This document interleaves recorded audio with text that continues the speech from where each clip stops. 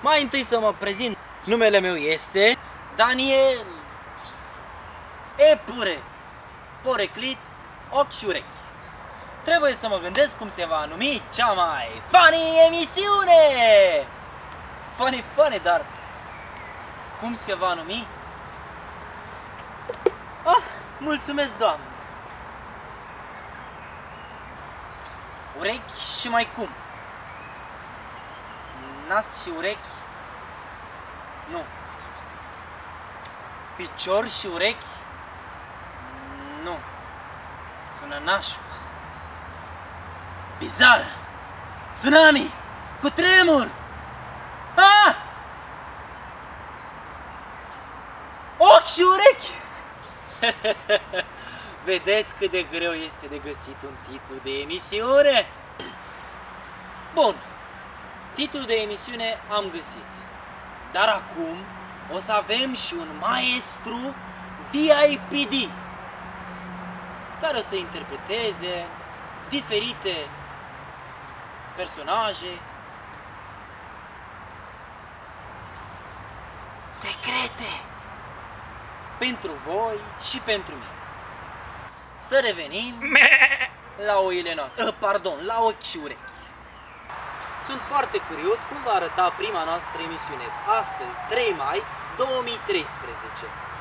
Dar oare cum va arăta emisiunea peste 30.000 de ani? Dar și mai curios, cum va arăta maestrul nostru VIPD? Ei bine, doamnelor și domnilor, eu zic să înceapă emisiunea. Voi? Bun, dar pe unde umblă maestru VIPD? A început emisiunea.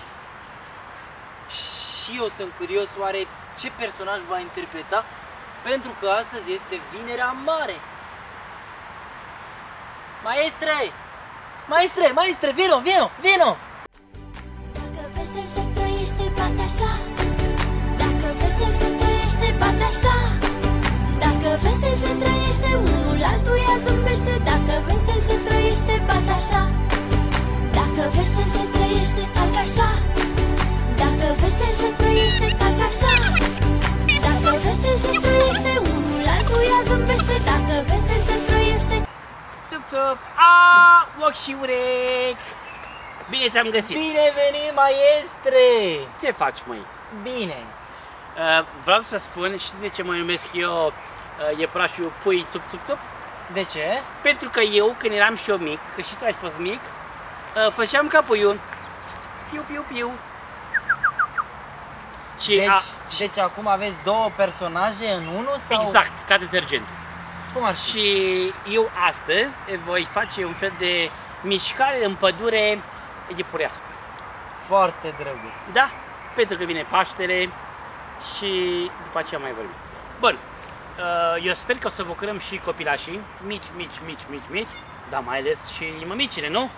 Țup, eu îi zic să înceapă aerobicul pe iepurește, nu? Să începem! Iepuraș, drăgălaș, a fugit peste imaș și s-a dus colo sus, într-o tufă s-a ascuns. Și codou, câine rău, l-a pornit din cuibul său și-a fugit speriat, colo-n codru întunecat.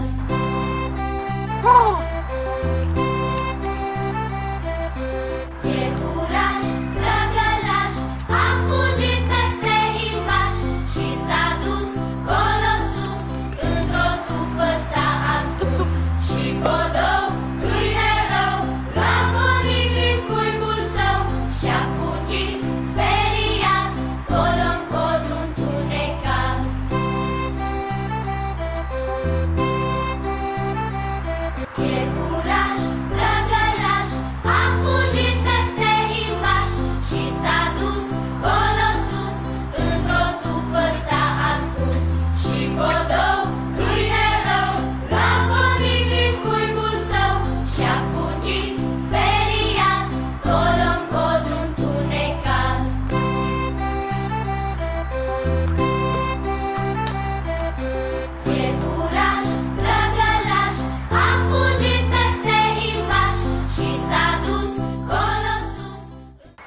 aceasta a fost emisiunea de astăzi.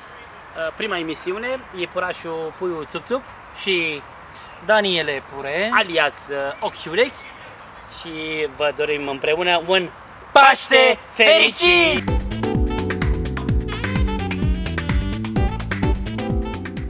Daniel Epure.